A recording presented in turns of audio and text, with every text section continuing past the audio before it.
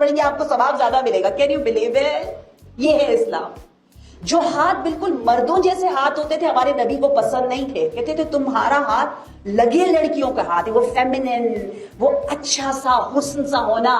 باقاعدہ حدیث میں ہے, دیکھیں میں آپ کے سامنے پڑھ دیتی ہوں حدیث ہے.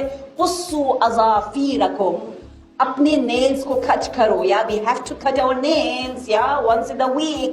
وَلِلنِّسَاءِ اُتْرُكْنَا, بٹ عورتیں جو ہے وہ ان کٹ کرے, یعنی ڈیسنٹ, جس طرح مرد روٹ سے کاٹتے خواتین نہ کاٹیں. فَإِنَّهُ أَزْيَنَ لَكُنَّا, ان کو شوق ہے, لڑکیوں کو دل چاہتا ہے نا ان کی نیز, ثواب ہے, اچھا ہے. اسلام خود کہتا ہے ہنا لگاؤ, خوبصورت رکھو ناخن کو, بال گرے اسلام کو پسند نہیں ہے. اگر آپ جتنا جوان دکھ سکتے ہو جوان دکھو, ثواب ہے, اجر ہے. بہت زیادہ ہمیں تاکید کی گئی ہے, تو کیوں ہم ان چیزوں سے اپنے آپ کو دور رکھیں. اتنا پیارا ہمارا اسلام ہمیں کہہ رہا ہوتا ہے.